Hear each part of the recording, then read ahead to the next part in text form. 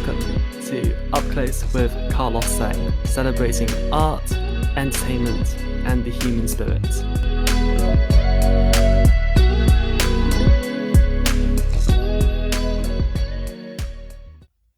Welcome to another episode of Up Close with Carlos Sang. My next guest is one of the most exciting new actors to join the London stage. He is about to open a brand new revival of Philip Ridley's Leaves of Grass at the Park Theatre. I am super excited to be able to introduce the one and only Ned Costello to the podcast. Thank you so much for joining us. Thank you so much for having me, Carlos. Yeah, thank you. Yeah, so Leaves of Grass, it first premiered back in 2007 to huge acclaim, and so much has happened since 2007. Why does now feel like such a good time to be telling the story again? I think it's we've spoken a bit about this in rehearsals. I think so much about it is about, it's a play essentially about memory, really. That's what we've worked quite closely with the playwright on this, with Philip Ridley. And he sort of says it's all about memory. And when you see things sort of in the news at the moment and how information is processed so sort of readily and things saying, no, but this happened, no, but this means this and that means that. And you can see it in like big news stories, with, the recent interview with, Prince William regarding Harry and Meghan and what really happened and did this happen and did that happen. It sort of feels quite current in that respect. And it really explores that, but within a kind of much more claustrophobic family setting, which is really interesting. And it's such a kind of, it's got such a forward momentum to it as a play. And it really digs into sort of how people remember things differently and people's truths are sort of skewed and can be twisted over time with how we remember things. But that doesn't make them any less truthful to that person, which is kind of a really interesting thing to explore, I think. Yeah, it's a very interesting concept. And yeah, Philip Ridley is such an interesting writer. How would you describe, Philip's writing, and what stood out to you about this script when you first read it? Well, it read like a thriller. Like it was interesting when I got sent it. I was kind of doing lots of auditions and stuff, and when you're doing sort of loads of auditions, and you're not getting much back, you kind of act through a lens of kind of, oh, I really want to get a job, I really want to get this. And then someone sent me the script and I read the first page and I genuinely felt like I was reading a thriller. You're sort of drawn into it and it's got such a kind of forward momentum that just keeps going. And each scene change feels like it just goes up another gear, which was so exciting. And we were sort of in rehearsals today, which I found quite funny. And the director said, when he was speaking to Philip about this play, Philip described it that each scene needs to feel like the shower scene from Psycho.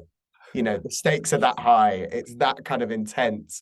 And you really feel it. When I first read it, you can read it. It's like every scene is just there's so much tension underneath it, which is really exciting and quite daunting, but really exciting. Yeah, absolutely. I mean, it's interesting, both yourself and your director Max Harrison, you both went to LAMDA. How aware were you of his work prior to starting on the show too?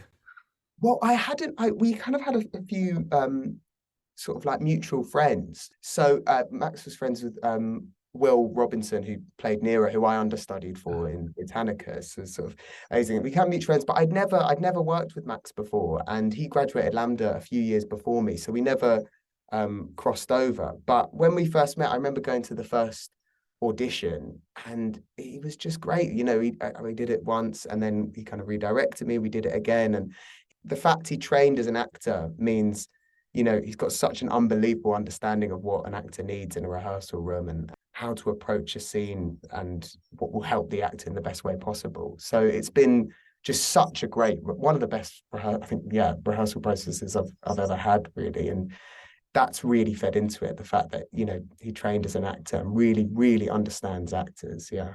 Yeah, absolutely. And what have those conversations been like, on developing Stephen and creating that dynamic between him and the other characters too?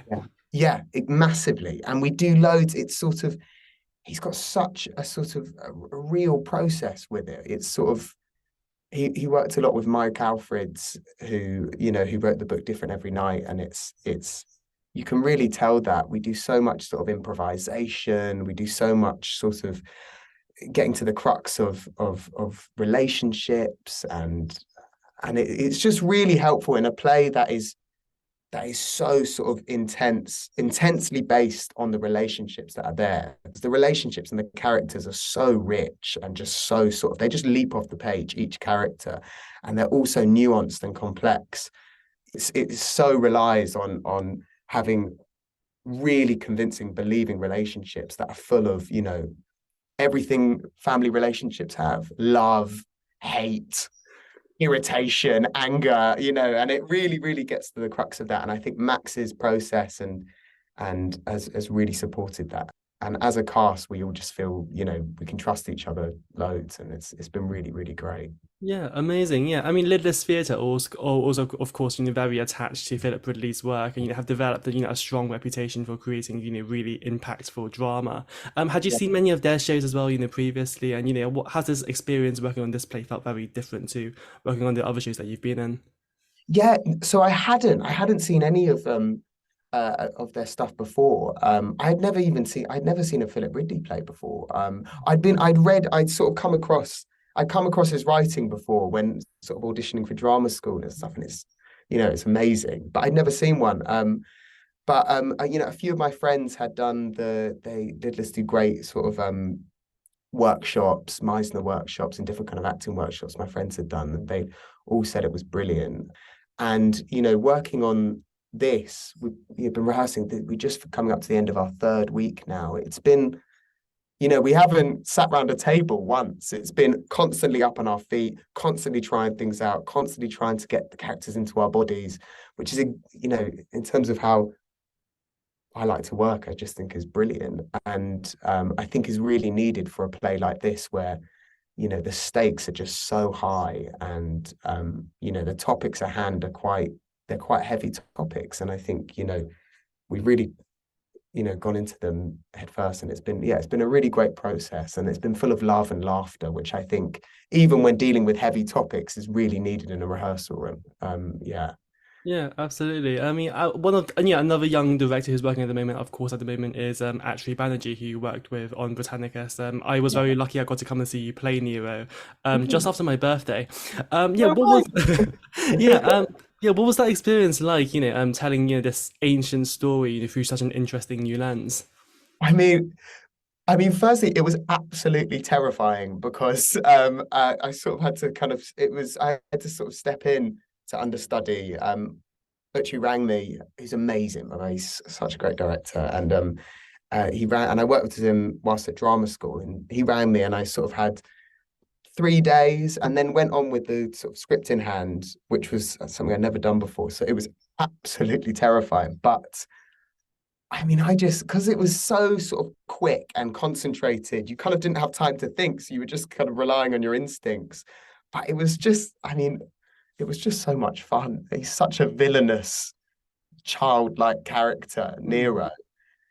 And those characters sometimes they're just so enjoyable to play, sort of, you know, in the sort of weirdest way. It's sort of, and Timberlake's writing was just amazing. When you have writing that good, it makes your life so much easier as an actor. You kind of go in and you just trust the writing and trust you don't have to actually push that much. And Will, who played Nero, was massively helpful in sort of helping me sort of step into the shoes, and the cast were lovely as well.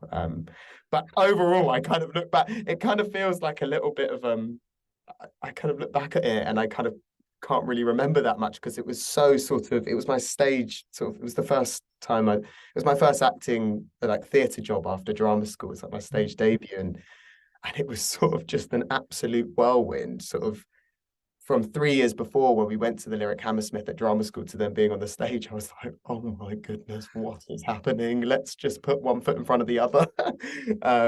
But it was amazing, and it was just such a fun character to play. Yeah. Yeah, I mean he's so vivid, and as is the writing as well. And he's so brutal and villainous, as you say. Was it challenging, bringing those characteristics out of him as well? It was actually quite challenging. It was really challenging because, you know, he was so erratic. Like that's what I noticed, you know, when I read the script, and they sent a sort of recording as well. So erratic. And it was all rooted in sort of the relationship with his mother, played by Mm. Serene Saba, who's an amazing, and we had that scene on stage, which was just like acting opposite her, just made it was incredible. And I sort of really relied on feeding off, the other actors in that cast who were amazing and just so lovely to work with. But you could just see they had such a connection on stage and with that text and with that story, that jumping into it, especially playing those really villainous parts, you just got to kind of, I don't know, let loose and be as mean as you possibly can in the setting of that. Yeah. Of course. Was there any part of Nero which you were able to like relate to within yourself as well at all? Goodness, I hope not. No, I think he was just sort of petulant, wasn't he? And nothing was ever enough for him. I think there is that bit where he's sort of sulking, and I think that he's sort of sulking in that scene. There's that amazing scene I had with Serene playing my mum, where we hadn't seen each other in weeks, and since then I'd sort of, Nero had kind of, locked everyone up and become this dictator, this tyrant, and then you kind of have that scene where he just kind of got a telling off and started sulking, and it's when you think that's who he is. He's a sort of he's a little boy with Mm. too much power and too much money and far too many emotions that he doesn't know how to kind of express. And I think, I think lots of people have felt like that at one point in their life. And that scene really helped in kind of like finding out who Nero was, which was he was very scared and very sad, I think. Yeah. Yeah. He's a very interesting character. And we've been seeing this, sort of like revival of, these like ancient Greek, ancient Roman stories. We had Medea Yes. and Phaedra Yeah. recently. Why do you think these works have lasted so well? I don't know actually. It's really interesting. I saw an article one of my sister's friends wrote about the revival of sort of Greek tragedy and like into like modern life and how everything's sort of. I actually don't know, because I watched because I watched Yerma. Yerma's Greek, isn't it? Yeah, Yerma's a Greek tragedy. I think Yes. so. So I'm not gonna yeah, like I remember watching Yerma in lockdown when they put it on YouTube, and it hit me like a ton of bricks. It was amazing. And there's something in those tragedies, I think we can all, they are the kind of limits of human expression. How far can we descend into sort of madness and chaos and terror? And I think there's a lot of fear about the world at the moment, that we could be heading in that direction. So I think it's kind of shines a light really on the world around us a little bit in a way. And they're also just so good. Like they are such good stories. Like Yerma, and I didn't get the chance to see Phaedra, but everyone said, and Medea, they're such good stories and so rich, and like the character, it's all so character driven and such good character studies. And I think people just get sucked in, don't they? And they're sort of really, really enjoyable to watch and meaty as well. Yeah, they're very cathartic experiences. Once you like Exactly. leave the theatre, it's really, yeah, it's very Yeah, powerful. you kind of have to shake yourself off, don't you? You're kind of like, whoa, I need a drink. Yeah, exactly. I was wondering, are there any sort of like contemporary plays that you see as being, something that could be performed, thousands of years later too? I'm trying to think of like great things to see recently. I mean, Standing at the Sky's Edge. Did you get the chance to Yeah, see? yeah, yeah, yeah. I mean, I just loved that. I thought that was amazing. That kind of knocked me over, and yeah, I was bawling my eyes out at that. I see that, that was brilliant. My favorite things. I watched an incredible. There's lots of great kind of small cast stuff at the moment. I watched an incredible play at the Kiln Theatre just before lockdown called Passover. I don't know if you got the chance to Oh, see no, I it. didn't. Papa Esidu was in it. It was amazing. And it was such a hard question, actually. I'm not too sure. I mean, I also got the chance to see Jerusalem with my Oh, aunt. yes. Pretty special. And, that seems to be pretty timeless in how it resonates. But yeah, I'm not sure. That's a really hard question. I think because I've seen it recently, Standing at the Sky's Edge, I just loved, and I can't wait to see it again in the West End. I honestly just like so excited. Yeah, it felt like a very special show, telling you the story about like Northern England, and you could Yeah, sort of yeah, these yeah, different like time periods happening at the yeah. same time as well. And the music just like added such a lovely like effort to it as well. Yeah, I've been literally listening to the cast recording for ages, and I noticed you had Alex Young on this podcast as I well. did, I did. Yeah, she taught me. She's amazing, and she was Really? incredible in that. Yeah, she taught us. So yeah, she's an incredible performer, and I remember watching her, and that was just yeah, blown away. Yeah, absolutely. I mean, last year as well, I got to come up to Nottingham Playhouse as well to see you do the clothes they stood up in, and you got to start opposite, Adrian Scarborough and Sophie Thompson. The piece, I guess, is also, one of Alan Bennett's, less well-known stories. And what was it that drew you to that production too? Well, I grew up, my mum's from a town up north called Gould, but I grew up listening to every single Alan Bennett recorded tape ever because she loved Alan Bennett. It was either Alan Bennett or Victoria Wood. That's who I grew up listening to, 'cause my mum just knows everything to do with it. Every single Alan Bennett novella, short story play, she knows it like the back of her hand. So when I got sent it through, I was sort of like, oh mum, like I rang my mum up. I was like, oh, I got sent through an audition for an Alan Bennett. She was like, really, which one is it? And I was like, oh, you probably won't know it. It's like a short novella, like the clothes they've adapted. Adrian Scarborough's adapting it, the clothes they stood up in. She knew it like the back of her hand. So I did my first two auditions. You had to do two tapes. She read in for me, and she like knew it like the back of her hand. So it Oh really wow. helped me out with that. Oh, because this character does this at the end of all this, and so it was really it was really fun. And then I went into the when I met Adrian and Adam and Jane Anderson, the casting director, it was such a great audition because we sort of I was in the room for about 45 minutes and we just worked on all the different characters, tried them different ways. And, sometimes you leave an audition, you think, oh, goodness. But I just left that audition thinking that was such a great experience, whether I get it or not, I'll be happy. And then when I got it, I was just over the moon because Adrian did such an amazing job at adapting that and keeping all of the kind of amazing stuff that, the amazing, like rich, humor as well as sort of character study that's in all sort of kind of Alan Bennett plays and Alan Bennett um, stories. And it was just brilliant. It was just such a lovely experience. I was so nervous before because I was kind of the youngest and working with such experienced people like Adrian and Sophie, and also Tasha and Charlie, who'd done loads of work before, and playing four different characters was a bit daunting as well.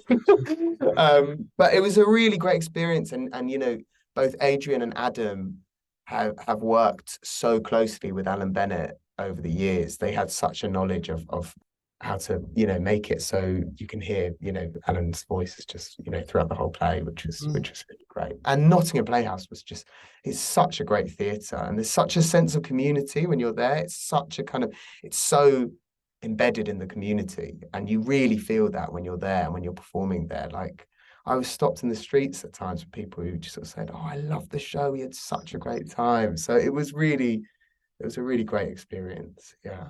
Yeah, yeah, yeah. I actually saw Alan Bennett very recently as well, and I was amazed by just like how witty and insightful that he So still wicked. is. Yeah. Yeah, he's still like really like on it. Like he does like not like he's like very switched on. Yeah. Yeah. Yeah. Did you hear from Alan at all like during your run? And why do you think he's still such a respected playwright?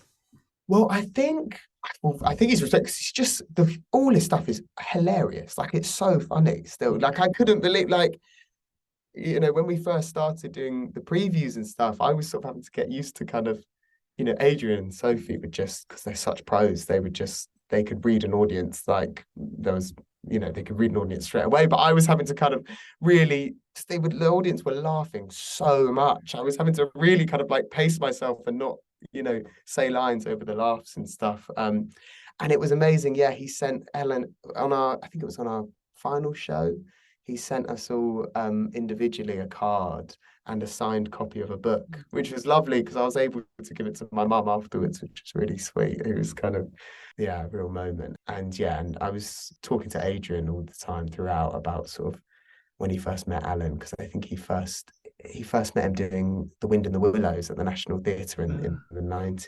Yeah. But all his writing, it's all so it's so funny, but also always so poignant and moving at the same time. So it kind of really pushes and pulls the audience in all different directions, and it's just yeah, it's why his writing is just always it's just lasts, you know. Yeah. Yeah, definitely. I mean, as you mentioned as well, Nottingham Playhouse is such a beautiful theatre. And I lots didn't of know. I'd never been there before going, and I thought I went and was like, we went in on the first day and we went on stage. I was like, oh my goodness, it's massive. I yeah. was like huge. I was like, oh my god. But yeah, it was yeah, it's such a great theatre. Yeah. Yeah, and it's a beautiful city as well. Like Nottingham, like has such a lovely like town centre. How did it feel, like being in Nottingham compared to like being in London?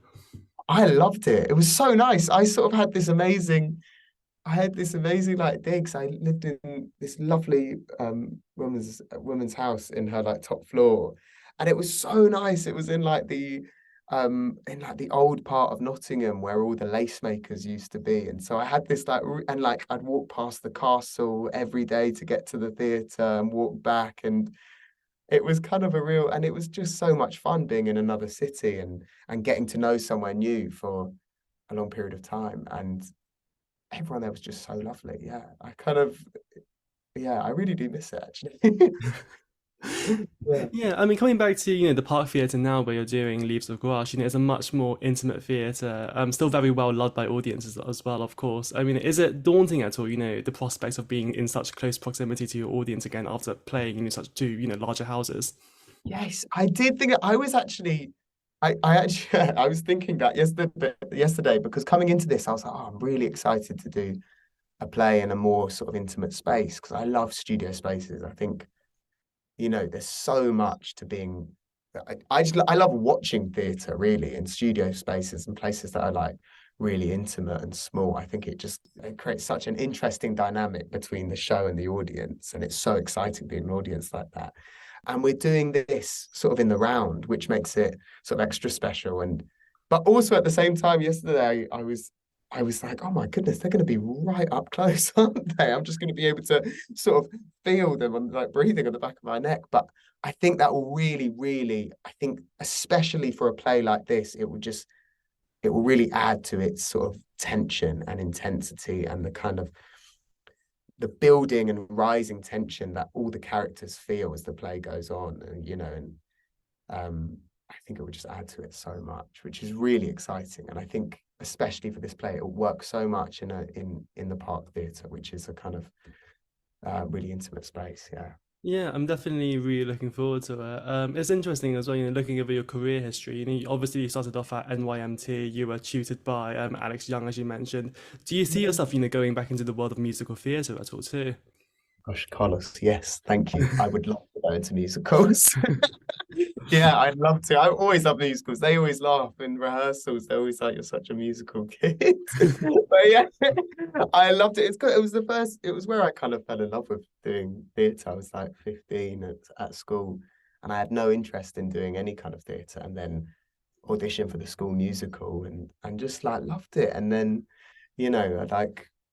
I always, always love going to musicals. I always listen to cast recordings. I always listen to like, I'm sort of a bit of a musical nut, really. I always try and go. I know. I went to sort of, yeah. They're so much fun to be a part of musicals. I love singing and acting through song and something like Standing at the Sky's Edge is just so beautiful when the kind of the choreography, the story, the acting, and the singing come together as one. It's beautiful, and it's such an amazing way of telling a story. Yeah, it's Yeah. really, really gorgeous. I mean, musicals have like, very, just as much dramatic weight as, plays in many ways. Yeah, do you feel like, sometimes musicals don't get taken as seriously as plays at all too? Well, I'm not sure. Like, I feel like at the moment, no, I feel like they're really having and rightly so. You look on the things like, Cabaret, Mm. Oklahoma, Standing at the Sky's Edge. They're really, and they're having these incredible adaptations that are getting all the kind of accolades that they really deserve because they're just brilliant, like powerful, emotive, amazing pieces of theatre, aren't they? And they really kind of like and it's just such an amazing thing to go and watch. And I remember going to watch. I genuinely remember this. I think this is kind of what made me want to become an actor. I went to see. It was like a school trip. We went to see The Color Purple at the Menier Chocolate Factory Uh, with Cynthia Erivo. And like, I think this was just before she then went to do it in Broadway. And it was just, I've never forgotten it. It was like, I've never had an experience like that in a theatre, watching someone perform like that so closely. And mm. it kind of just hooked me. And I think musicals at the moment are just, they're brilliant. They're amazing. And everyone's doing such incredible work on them and interesting adaptations. I really want to try and go and see Cabaret or and Oklahoma. I haven't got the chance to see them, but all of my Oh, friends that seem to be I've seen it said it's amazing. yeah, yeah, yeah. I'm really glad you said that. I mean, it's so interesting as well. You know, when were you surprised, you know, the fact that you ended up doing more, you know, straight work, you know, doing Alan Bennett and, you know, like ancient Greek tragedy? Yeah, maybe. Yeah, I don't know. I honestly anything and everything. I just want to do everything that's out there and possible. But I think it's also I do like I love singing. I think I always seem to go up for quite villainous characters. I don't really know why, but that kind of serves kind of maybe Greek tragedies and like maybe not Alan Bennett, but yeah, I kind of just taken it in my stride, and those are the things that I've seemed to have stuck so far. But I've had some great musical auditions and stuff recently, and yeah, I'd love to do some in the future. I'd love to be part of some because they're so special, and also like my family love musicals. They're always like, "When are you next doing a musical?" But yeah, but also doing something, I just anything where the writing's good, and the team is good, and working on this play, Leaves of Glass, it's just been such a dream and one of the best experiences I've had so far. It's just been brilliant. Yeah, definitely. Just to finish, you know, what do you hope audiences will take away with them when they see Leaves of Grass?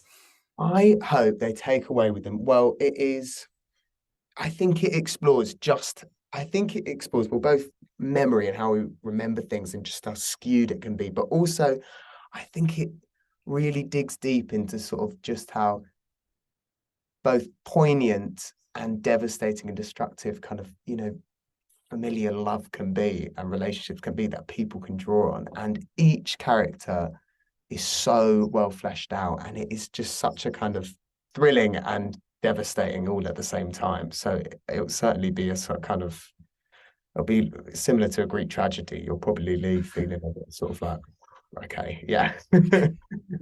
But it's and the writing's incredible and the direction's brilliant and the cast is just such a great cast that have just thrown themselves at it. So I hope people leave just feeling like they've seen an amazing piece of theatre. Yeah. Yeah, definitely. I'm so excited to just come and see it. Ned Costello, thank you so much for joining us today. Thank you so much, Carlos. It's been my pleasure. Thank you.